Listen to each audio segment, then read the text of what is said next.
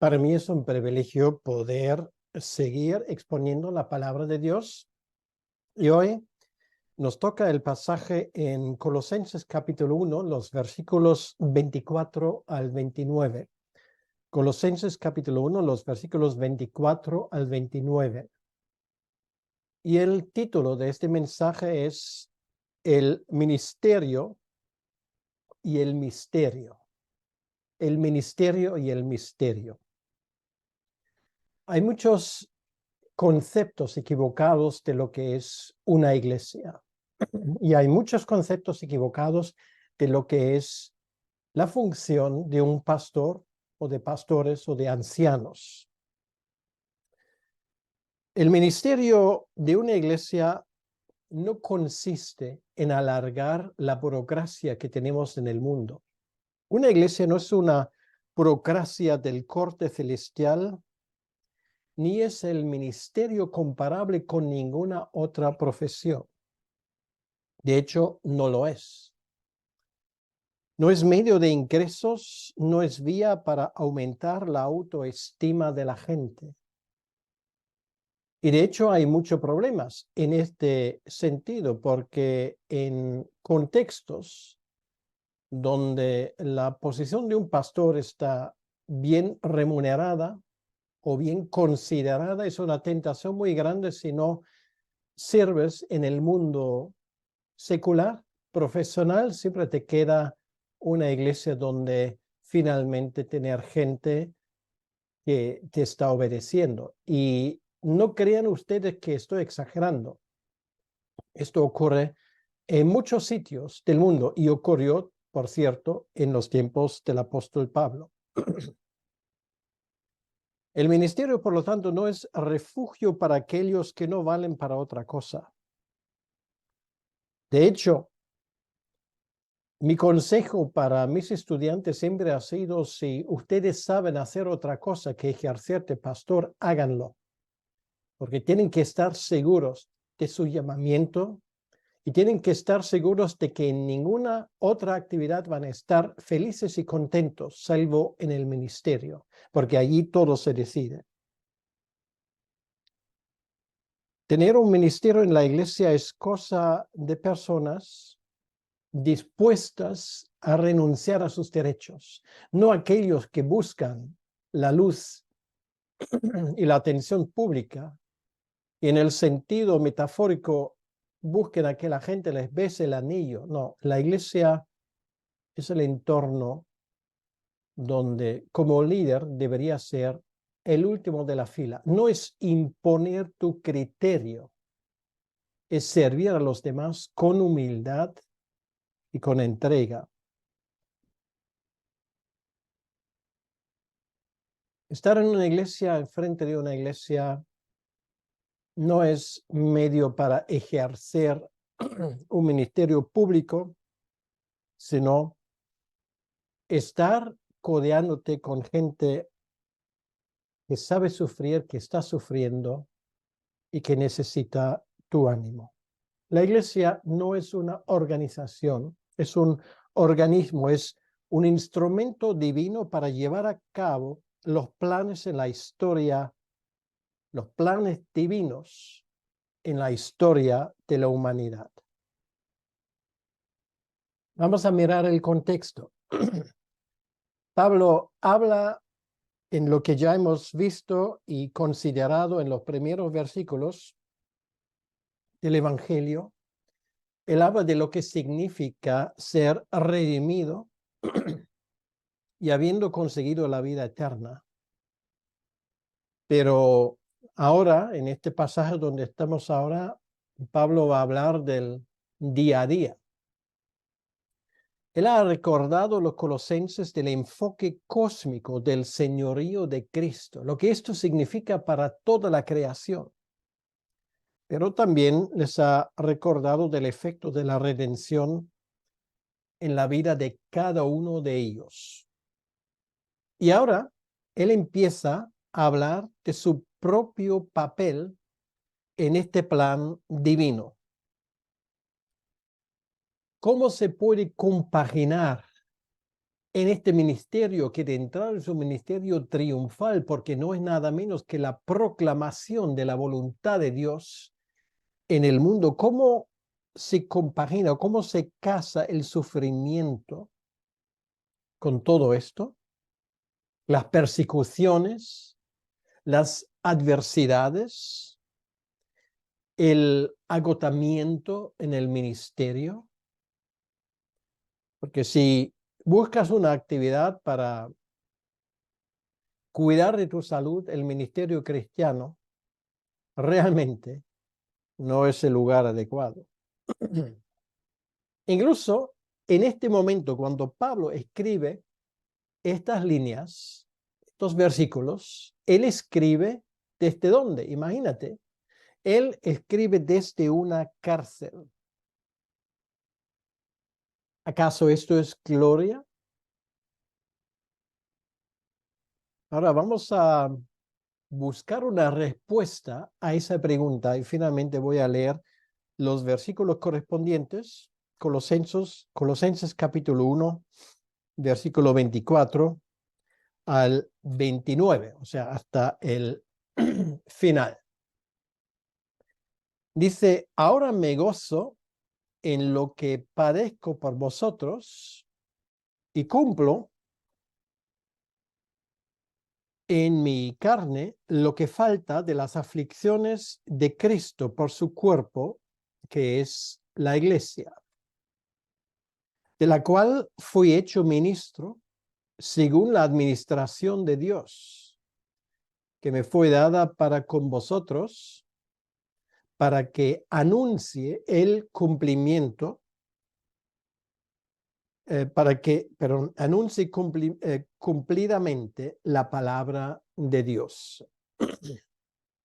El misterio que había estado oculto desde los siglos y edades, pero que ahora ha sido manifestado a sus santos, a quienes Dios quiso dar a conocer las riquezas de la gloria de este misterio entre los gentiles, que es Cristo en vosotros, la esperanza de gloria, a quien anunciamos amonestando a todo hombre, enseñando a todo hombre en toda sabiduría, a fin de presentar perfecto en Cristo Jesús a todo hombre.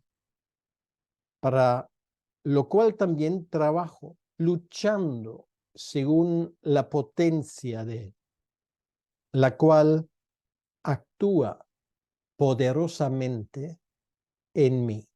Hasta aquí la palabra de Dios. Señor, te damos las gracias por este misterio que es la iglesia, cosa que antes no ha sido revelado con claridad ya en las páginas del Nuevo Testamento. Tenemos la información que nos falta y te damos las gracias, Señor, por ayudarnos a entender quiénes somos como iglesia y quiénes somos como creyentes individuales. Te pido, Señor, que este mensaje sirva para que aquellos que me siguen en este momento escuchando tengan ese concepto más claro. Te lo pido, Señor, en tu nombre y para tu honra y para tu gloria. Amén. Antes de seguir, aún tengo que pedir disculpas por mi voz porque de vez en cuando me juego una mala pasada, pero espero que lo aguanten bien. En el versículo 24, lo primero del cual habla el apóstol Pablo es un elemento del ministerio del cual no nos gusta jactarnos, que es precisamente lo que tiene que ver con el sufrimiento. Dice, ahora me gozo, versículo 24, en lo que padezco por vosotros y cumplo en mi carne lo que falta de las aflicciones de Cristo por su cuerpo, que es la iglesia. Bueno, son versículos que algunos han torcido bastante para que digan lo que no quieren decir. Entonces vamos a intentar entender qué es exactamente lo que ese versículo quiere decir. Pero antes de hacer esto, quiero decir una cosa. Una de las cosas que nos faltan hoy en día desesperadamente en la iglesia es una teología que yo llamaría una teología del sufrimiento. Bueno, tenemos teologías de todo tipo. Tenemos una teología de la prosperidad, una teología del triunfo, una teología del avance del evangelio, de la misiología, bueno, de todo tipo. Y todo esto puede que sea importante, algunos puede que sean equivocados. Lo que normalmente no oyes ni lo escuchas por ningún lado es una teología del sufrimiento. Nos gusta reinar, nos gusta ser próspero, sano, tener victoria, según el Eva, mejor guapo y rico que pobre y feo. Pero no nos gusta sufrir. Pero es lo primero que Pablo tenía que aprender. Cristo cuenta los sufrimientos como los sufrimientos suyos propios. Y vamos a escuchar lo que Cristo precisamente le dice el apóstol Pablo en su primer encuentro en el libro de los Hechos, capítulo 9, versículo 4 y 5, cuando Pablo cae ante las puertas de Damasco. Dice, cayendo en tierra, oyó una voz que le decía, Saulo, Saulo, ¿por qué me persigues? Esto es muy curioso. Cristo no dice, ¿por qué persigues a la iglesia? Persiguiendo a la iglesia es perseguir a Cristo. Y él dijo, ¿quién eres, Señor? Y le dijo, yo soy Jesús a quien tú persigues. Dura cosa es dar coces contra el aguijón. En este versículo 24, Pablo desde luego no habla de que falte algo de la redención que tenemos que subir con nuestros propios sufrimientos. Si yo sufro por Cristo, si yo sufro persecución, esto no me da más méritos de lo que ya tengo por los méritos de Cristo que fueron imputados a mi vida. Más bien dice que todo cristiano, y esto incluye a Pablo, por cierto, incluye a ti y a mí, tiene una cierta cantidad de sufrimientos asignados. Piensa en esto. O sea, esto cambia la cosa. Quiere decir que Dios en su infinita sabiduría, que va más allá, mucho más allá de lo que nosotros nos podemos imaginar,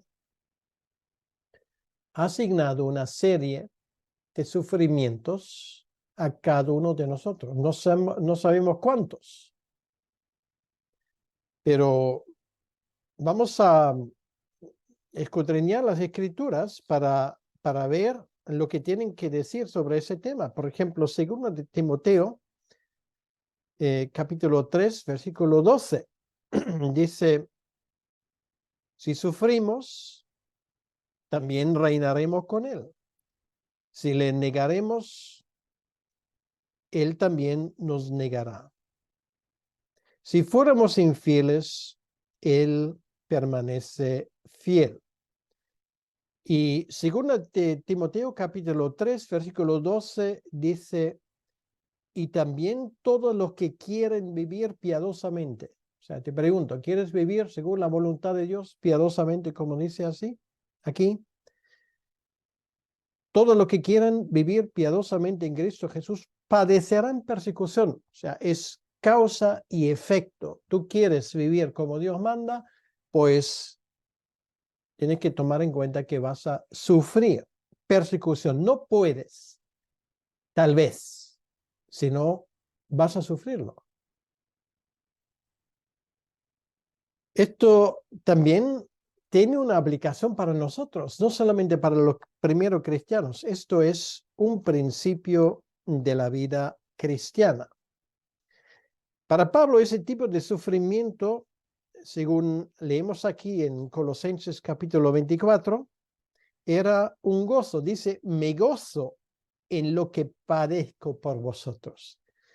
Qué cosa más extraña. Nosotros más bien solemos quejarnos, a veces de forma expresa y a veces de forma más tranquila hacia adentro, pero Pablo se regocija en ese sufrimiento.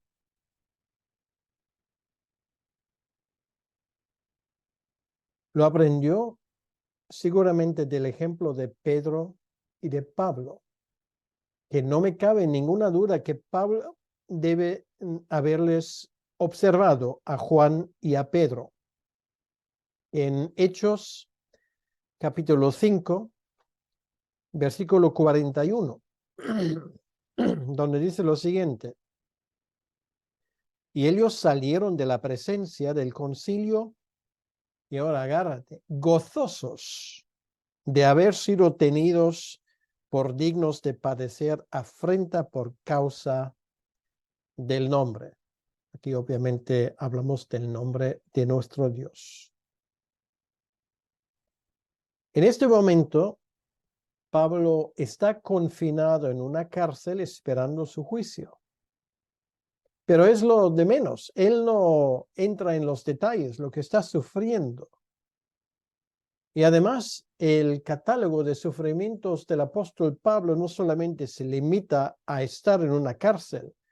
Escucha lo que él escribe, por ejemplo, en 2 de Corintios, capítulo 11, a partir del versículo 24, cuando él habla de sus sufrimientos. Y ahora compáralo con los sufrimientos tuyos.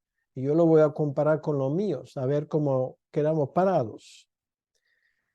De los judíos 5 veces he recibido 40 azotes menos 1. 3 veces he sido azotado con varas.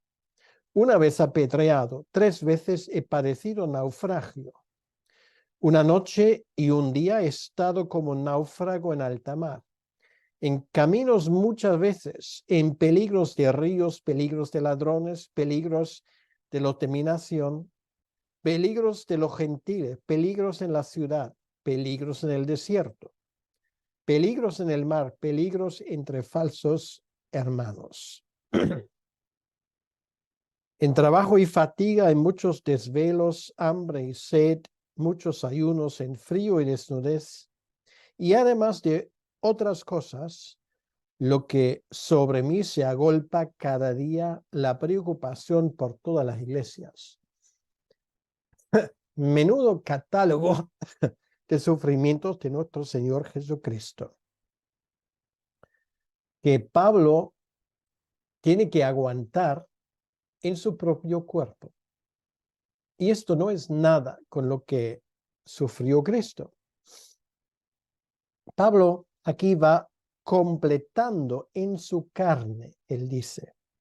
Esto no significa que algo falta en los sufrimientos de Cristo, o que los sufrimientos de Pablo, o por extensión los nuestros, tuviesen algún tipo de mérito.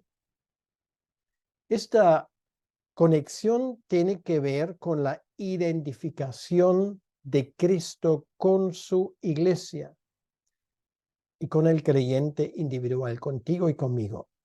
Cristo vive en nosotros y más tarde él hablará de ello. Esto es realmente un secreto que ahora se revela. Los enemigos de la cruz lo intuyen, odian a todo lo que es de Cristo, porque ellos sienten que la iglesia es una amenaza para sus propias aspiraciones. La iglesia en realidad no es una amenaza para nadie, salvo para aquellos que se oponen a los planes de Dios. Y como ellos se oponen a los planes de Dios, lo intuyen, lo comprenden. Y esto es la razón por la persecución de la iglesia en tantos países de este mundo desde el primer momento. Sin embargo, la iglesia será su verdugo y será su juez. Va a certificar la muerte y el fracaso de los rebeldes contra el orden divino. Ha sido siempre así y así será. La iglesia vive y goza de excelente salud, a pesar de 2000 años de persecución cada vez más severa. Y esto, obviamente, para aquellos que se creen dioses, también en nuestra época moderna, es una amenaza y así lo entienden. Ahora, ¿cuál es el sentido de estos sufrimientos que él cumple en su propia carne? Dice aquí, ahora me gozo de lo que padezco por vosotros y cumplo en mi carne lo que falta de las aflicciones de Cristo por su cuerpo, que es la iglesia. En otras palabras, lo que el apóstol Pablo y lo que cada creyente tiene que sufrir en realidad significa edificación para la iglesia. Es algo que conviene a la iglesia. Es uno de los, uno de los secretos de Dios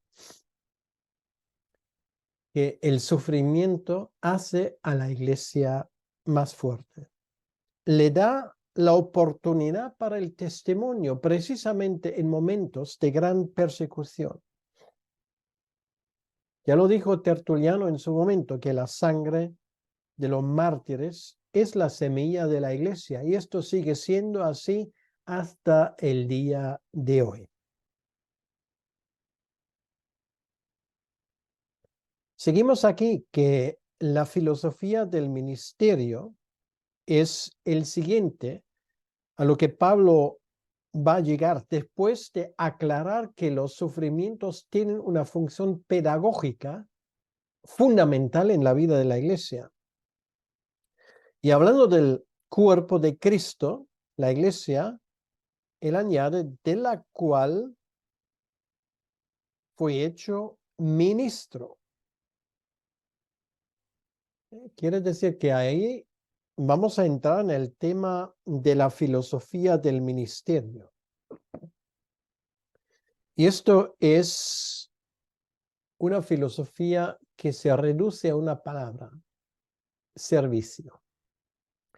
Pablo llegó a ser no manda más, el que da un puñetazo en la mesa y todo el mundo hace lo que él quiera, sino él sirve al cuerpo de Cristo, no para vivir más cómodo, no para recibir los honores de parte de su congregación, de parte de las iglesias, no para compensar sus complejos de inferioridad, sino se entrega a la iglesia para servir a esa gente. No para ostentar títulos, no para recibir elogios de reverendo por aquí y pastor por allá, sino para servir como ejemplo. Ejemplo. Esto es lo que la gente necesita, ejemplos. Y ejemplos nos hacen falta en la vida pública, pero ejemplos nos hacen falta sobre todo en la iglesia. Y sin embargo, pues muchas veces tenemos que aprender de los malos ejemplos para saber cómo se hacen las cosas. Realmente la idea del servidor, del diácono, viene de ese entendimiento del ministerio cristiano. Nosotros tenemos que entendernos no como los reyes que se sientan en un trono, sino más bien como trabajó José en la casa de Potifar, como alguien que lleva la economía de la casa, en este caso la economía de la casa de Dios. Gente que sirve, no por obligación, sino por amor. La iglesia es la casa de Dios donde se lleva a cabo su economía. Y Pablo afirma precisamente esto en Primera de Timoteo capítulo 3, versículo 15, donde dice, para que si tardo sepas cómo debes conducirte en la casa de Dios, que es la iglesia del Dios viviente, columna y baluarte de la verdad. De esto se trata. Y por eso Pablo escribe esto, para que nosotros sepamos cómo comportarnos. Infelizmente, tú y yo todos hemos tenido malos ejemplos. Olvídalo. Búscate buenos ejemplos y sigue a esos buenos ejemplos. Pablo, por eso, habla de esas cosas. Administradores de Dios, lo cual quiere decir que somos responsables de las cosas que Dios nos confía, que Él pone en nuestras manos. Y el objetivo del ministerio es precisamente dar a conocer la palabra de Dios. Dice aquí, según la administración de Dios que me fue dada para con vosotros, para que anuncie cumplidamente la palabra de Dios. No solamente darlo a conocer, sino, aquí dice cumplidamente, eso quiere decir de forma completa y comprensiva. No debe de faltar nada. Por esto el pastor o el predicador que siempre escoge cada domingo los versículos que más le vienen para predicar, hace que sus ovejas estén muriendo de hambre espiritual. Por eso es tan importante predicar sobre toda la Biblia, no solamente sobre las partes que nos gustan, también sobre las partes que de entrada no nos gustan, porque esto forma parte de la voluntad de Dios. No debe de faltar nada, y esto era la visión de Pablo, y nunca jamás la perdió de vista. Tenemos la sagrada tarea de publicar lo que Dios nos ha confiado, y hay de aquel predicador y pastor que no lo hace. Pablo ahora sigue hablando de otra cosa relacionado con el ministerio, que es el misterio. Versículo 26. El misterio que había estado oculto desde los siglos y edades, pero que ahora ha sido manifestado a sus santos. Esto es una parte de las cosas que tenemos que proclamar. Esto le da a Pablo ahora la posibilidad de hablar de un tema muy interesante. Y esto tiene que ver con la función de la iglesia. Esto en la escritura es llamado misterio. Misterio no tiene nada que ver con misterioso. Misterio significa una verdad que hasta ese momento no ha sido revelada completamente. Esto no quiere decir que Dios haya cambiado de plan y del plan A ahora cambia al plan B, ¿no? Dios siempre lo tenía previsto. Lo que pasa es que nunca había sido revelado con tanta claridad como ahora en las páginas del Nuevo Testamento. Esto es el significado de la palabra misterio. O sea, algo que hasta el momento quedó sin revelación completa. Ahora, ¿de qué estamos hablando? Dice el versículo 26. El misterio que había estado oculto desde los siglos y edades, pero que ahora ha sido manifestado a sus santos. Quiere decir, lo primero que aprendemos de este misterio es que siglos pasaron sin que nosotros tuviésemos una clara idea. Pues queda la antigua profecía de la casa de David, que se menciona en Hechos capítulo 15, versículo 16, donde dice, aquí tenemos una cita del profeta Amós capítulo 9, después de esto volveré y reedificaré el tabernáculo de David que está caído y repararé sus ruinas y lo volveré a levantar. Pues a primera vista uno hubiese podido pensar que Dios aquí está hablando de la reconstitución de una entidad política que se llama Israel, del reino de Israel. Pero en el contexto nos damos cuenta que esto no habla de Israel, no de Israel del Antiguo Testamento, del Israel étnico, sino esto habla de algo mucho más amplio, de la predicación del Evangelio en todo el mundo y la incorporación de los gentiles al pueblo de Dios, el nuevo Israel. La resurrección de Cristo y su establecimiento en el trono a la diestra del Padre cumple esa profecía. De eso no cabe ninguna duda si leemos todo el contexto de Hechos capítulo 15. Pero hasta ese momento no quedaba claro el papel que los gentiles iban a jugar en el plan de salvación. Pero ahora, dice el versículo 26, se ha revelado, se ha manifestado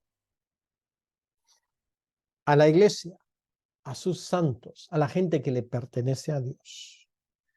No a los políticos, no a los científicos, no a los filósofos, a la iglesia. Quiere decir, nosotros tenemos información privilegiada en cuanto al gobierno de este universo. Ahora queda claro que los gentiles formarán parte de este plan y que no quedarán fuera, no quedarán como ciudadanos de segunda clase.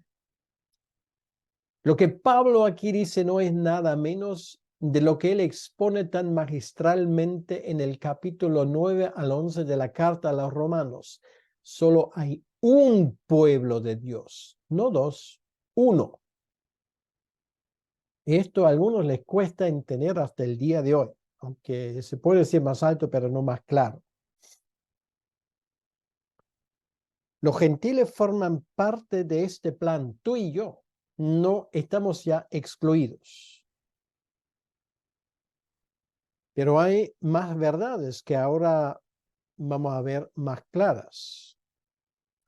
Por ejemplo, una de las cosas que dice aquí, se ha manifestado a sus santos. Esto quiere decir que esto tiene que ver con la venida de Cristo. Dios manda a su Hijo. Bueno, manda a su Hijo, esto ha quedado claro ya en el Antiguo Testamento, pero manda a su Hijo para redimir un pueblo inmenso también entre los gentiles. Ahora, si seguimos al versículo 27, queda más claro la respuesta a la pregunta, entonces, ¿en qué consiste este misterio? Dice aquí, a quienes quiso dar Dios a conocer las riquezas de la gloria de este misterio entre los gentiles, que es Cristo en vosotros, la esperanza de gloria. Es precisamente la iglesia donde este milagro fue revelado y donde se lleva a cabo. La riqueza de gloria, es decir, más gloria imposible. El hecho de que Dios está formando un pueblo de todas las tribus, lenguas, de todas las naciones, esto es algo que va a ser cumplido. Libro de Apocalipsis, capítulo 7, versículo 9. Esto será algún día una realidad. Cristo en vosotros, esto es otra cosa. Una relación más estrecha es imposible. Cristo no solamente está con nosotros, Él vive en nosotros. Y esto tiene una consecuencia que Pablo también lo explica en 1 Corintios. Esto nos convierte en templos porque Dios vive en nosotros a través de la persona del Espíritu Santo. Y esto nos convierte en personas muy especiales. Sí, de forma invisible para el mundo llevamos su sello en la frente. Somos sellados con el Espíritu Santo, designados como propiedad divina. Y esto es una gran verdad.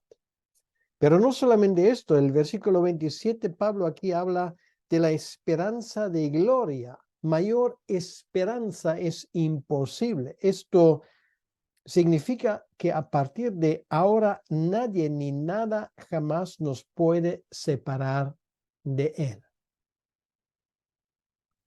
Que finalmente entraremos en su gloria. Estamos conectados para siempre con Cristo y nuestro glorioso futuro que Él tiene preparado para nosotros. ¿No crees que esto se debería notar? Verlo en nuestras caras, en nuestra forma como nos comportamos. Esto nos da fuerzas para seguir adelante, para aguantar el sufrimiento, porque no nos quedaremos en este mundo para siempre. Nos quedan, como se dice en España, los telediarios. El cristiano y sobre todo el que sirve a la iglesia está tocado visiblemente por los rayos de la luz de una nueva y gloriosa mañana. Tocado en el sentido positivo. Esto se nos debe de notar. Si no se nota en nuestra vida y ministerio la gloria del futuro que nos espera, entonces algo anda terriblemente mal. Y esto le lleva a Pablo al tema del ministerio y de su motivación. Del misterio, otra vez vamos al ministerio. Dice aquí, a quien anunciamos, quiere decir a Cristo, amonestando a todo hombre y enseñando a todo hombre en toda sabiduría a fin de presentar perfecto en Cristo Jesús a todo hombre. Predicamos a Cristo. El privilegio glorioso de aquel que predica el evangelio es precisamente esto. Predicamos a Cristo y a Cristo crucificado. No predicamos a una iglesia, no predicamos a una denominación, no predicamos a una organización, a una persona humana. Predicamos a Cristo, porque Él es el centro. No predicamos la salvación por obras, predicamos a Cristo y su gracia. No predicamos ética y moral, predicamos a Cristo y a su poder de la resurrección. No predicamos utopías, predicamos a Cristo y la realidad de su redención. Predicamos a Cristo, su divinidad, su humanidad, su persona, su muerte, su resurrección, su ministerio actual, su segunda venida, la resurrección al final de los tiempos. Todo esto forma parte del paquete. Predicamos al evangelio completo. Y por eso lo segundo, amonestamos. No solamente la buena noticia es lo que el mundo y todo el mundo aquí dice tiene que escuchar de nosotros. También hay que avisar, hay que amonestar. Por ejemplo, ¿qué pasa con aquellos que rechazan este evangelio? Pues hay que hablar claro, no solamente hay un cielo y una gloria que viene, también existe el infierno y la condenación eterna. Si no hablamos de esto, estamos falsificando el evangelio. Cuando hablamos de salvación, tenemos que explicar de qué nos salvó Cristo, precisamente. Significa dejar una huella en el pensamiento de aquello que te escucha. Y si no conseguimos esto, si yo no consigo esto como predicador, he fracasado. Aquí luego se habla que estamos enseñando a todo hombre. En sabiduría quiere decir, no estamos enseñando historias y especulaciones y anécdotas inconexas. No entretenemos, Si no hablamos de lo que Dios ha revelado, eso se llama sabiduría. Ayudamos a la gente de cómo vivir en este mundo. Enseñando a todo hombre en toda sabiduría, no en alguna sabiduría, en toda sabiduría. O sea, tenemos que hablar de los 66 libros del Antiguo y Nuevo Testamento, lo que llamamos la Biblia, la Escritura. Todo es importante. ¿Y por qué lo hacemos? A fin de presentar perfecto en Cristo Jesús a todo hombre. En otras palabras, llevarles al cielo. Ayudarles a aplicar las verdades de esa redención a sus vidas. Hacerles entender su identidad en Cristo. Lo que significa la redención. Y esto tiene un coste. Esto no se hace de forma gratis. Y de esto Pablo habla en el último versículo de ese capítulo. Dice, para lo cual también trabajo luchando según la potencia de Él, la cual actúa poderosamente en mí. Todo esto no se consigue de forma gratuita. Tiene un precio. Implica sufrimiento y desgaste.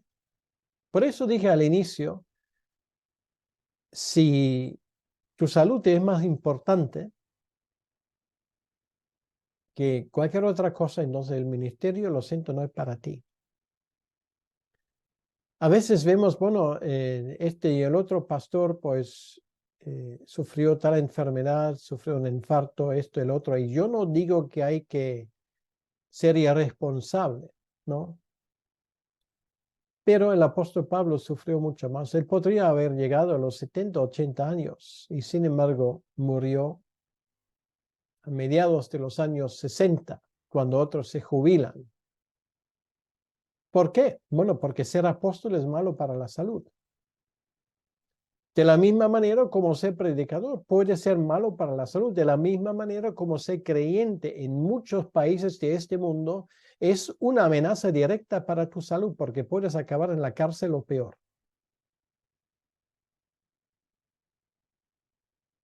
Pablo ha trabajado hasta el agotamiento. Ahora, tenemos que responder a esa pregunta: ¿a qué aspires en esta vida? ¿Aspiras a que a los 60 años te jubilas y vives de tus ahorros una vida placentera y tranquila? ¿Es esto lo que quieres?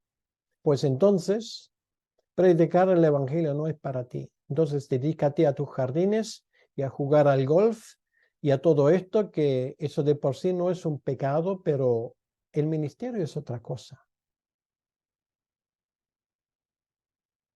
El ministerio implica incluso, si hace falta, arruinar tu salud. Dar un sacrificio, luchar, hacer un esfuerzo como un atleta hace un esfuerzo. Y aquí viene el secreto. Estamos haciendo doping, que en el mundo del atletismo y del deporte está tajantemente prohibido, pero ¿cómo nos esforzamos? No por nuestras propias fuerzas como un atleta, sino aquí tenemos un remedio. Según la potencia de Él. ¿Qué te parece? ¿Qué te parece? No eres tú luchando, es Cristo luchando en ti. No eres tú hablando, es Cristo hablando a través de ti.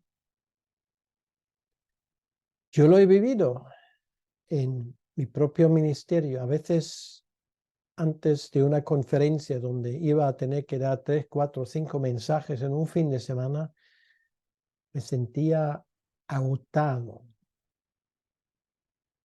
y me sentía de tal forma miserable que hubiese preferido hacer cualquier cosa menos predicar.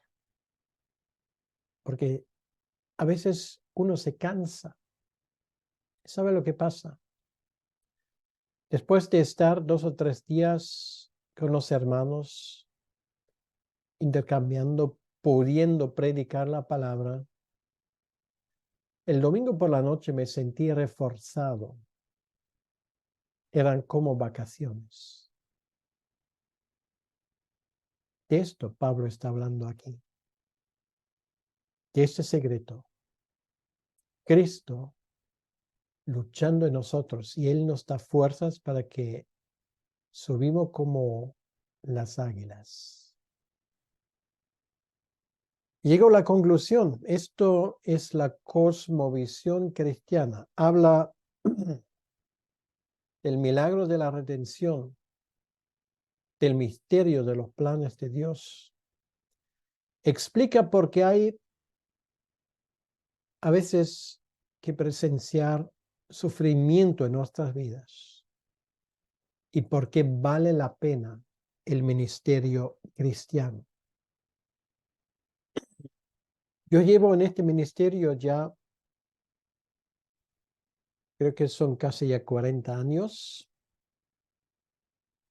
o más incluso. No lo he contado, para ser honesto, pero varias décadas, te lo puedo asegurar. Y te tengo que decir una cosa, yo tengo muchos intereses, me intereso por muchas cosas y los que me conocen lo saben. Pero no puedo dejar de predicar el Evangelio. No puedo dejar de anunciar lo que Cristo me ha hecho. En el tiempo cuando no me dejaban viajar por las restricciones que había, tenía que anunciarlo por este medio. Si el día de mañana me quitan esto, pues encontraré otra manera. Y si no me dejan otra opción, predicaré como lo hizo Francisco a los pájaros y si hace falta a las paredes. No sé hacer otra cosa. Y no me considero un ejemplo a seguir. Simplemente es esto. El tiempo que me queda, quiero usarlo para proclamar a Cristo y a su Evangelio. Y Él dirá, pero esto es lo que hay. Y quiero animarte a ti también de conocer este Evangelio. Si no lo conoces aún, te pido que vengas a Cristo. Él dará no solamente salvación a tu vida, sino además te dará un propósito para tu vida. ¿Para qué quieres usar estos 60, 70, 80, si tiene mucha suerte, 90 años? Pues úsalo para Cristo. Es la mejor inversión que puedes hacer. Que Dios te bendiga. Señor, gracias te damos por estos versículos preciosos y te pedimos que tú bendigas a todos y cada uno de los que han escuchado. Señor, a pesar de la debilidad de mi voz hoy, que aún me afecta, te pido, Señor, que estas palabras, por tu gracia y misericordia, hayan podido hacer un impacto en la vida de la gente que está siguiendo este programa. Te lo pedimos, Señor, en tu nombre, para tu gloria y para tu honra. Amén. Que Dios te bendiga.